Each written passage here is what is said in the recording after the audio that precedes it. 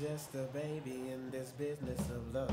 I'm a mover, a shaker, like Mac and I could take your last dollar with the throw of the dice. I got a gift for him from heaven above.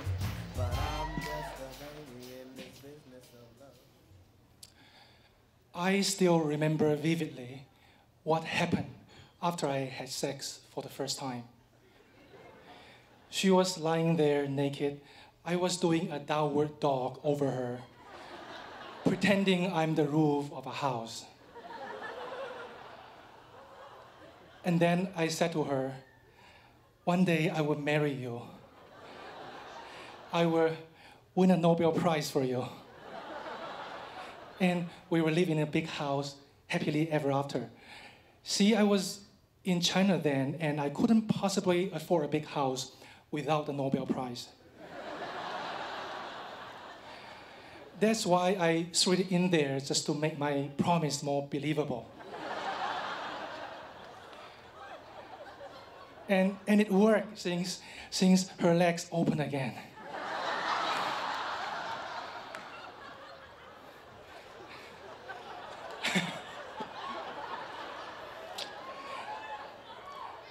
Then the Tiananmen Square protest movement broke out.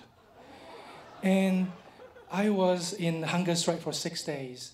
And every day she was there with me. I was deeply touched because, unlike me, she wasn't into freedom and democracy and shit like that. She was just there to be with me, risking her own life. I thought to myself, if I ever survive this, I'm gonna marry her. And so I did. 2 years later, I got a scholarship to study mathematics in Carnegie Mellon University. At the port of departure, she held my hand and said, if you see a rainbow in the American sky, that's me missing you.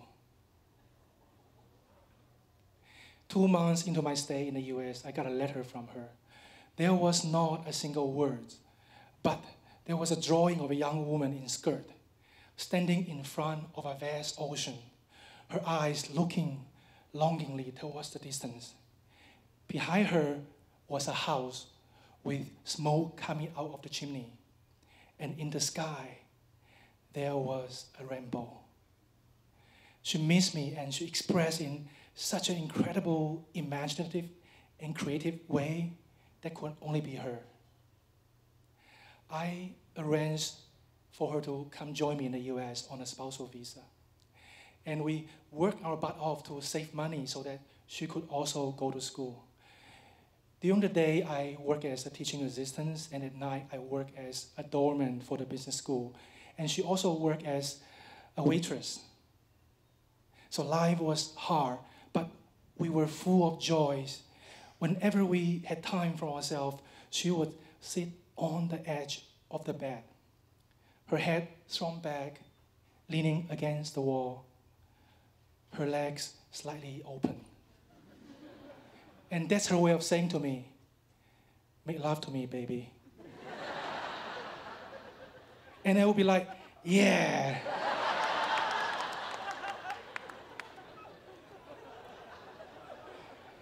Then she got accepted to Purdue University in Indiana. And every other weekend, I would drive 6 hours each way to see her so that we could, yeah. After graduation, she got a job in New York City. I got one in Nashville, Tennessee.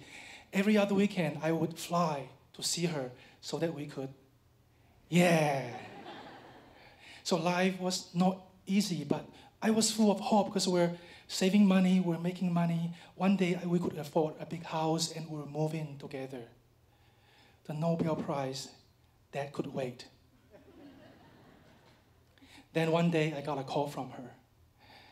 Michael, don't you have a good friend in New Orleans? Why don't you go see him? Don't worry about me, I'll be fine. So I did, I went to New Orleans. Upon arrival, I gave her a call. No one answered the phone. At the end of the day, I called her again. She did not answer. The second morning, I called her again, and still no answer. I was a bit worried, so I called her best friend, Jing, who lived in New Jersey. She answered the phone, and after a long and awkward pause, she said, Michael, I hate to tell you this, but your wife, Yuting, she has a lover in Beijing. She met in an internet chat room. She flew to see him yesterday. My whole world just came crashing down on me at the moment. For 3 days, I walked like a zombie along the shoulder of Interstate 65, just watching cars and trucks zooming by me, and kept thinking to myself if I should step into the traffic, because the pain in my heart was so excruciating and unbearable. Let me keep the suspense going a bit longer by not telling you if I step into the traffic.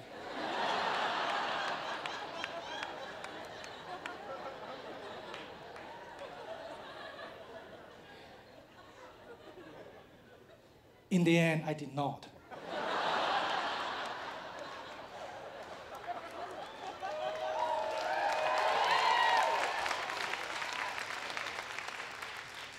Because I have found a new purpose in life.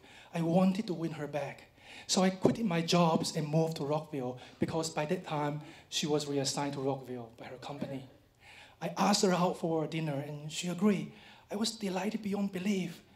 And during dinner, she said, Michael, I was just bored and trying to have some fun. If you did not find out, we would still be together. But since you found out, we're like a broken glass. We couldn't be put back together again. Besides, he's coming to live with me. I was shocked and devastated for the second time.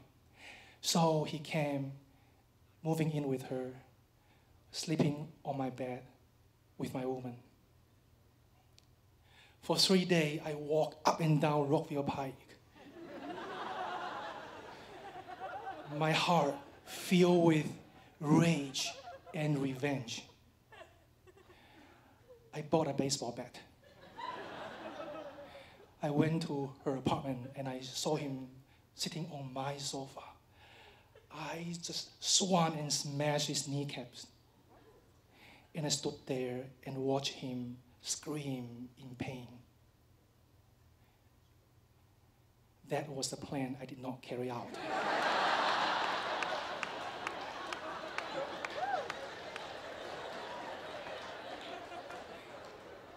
Instead, I learned acceptance because I still love her.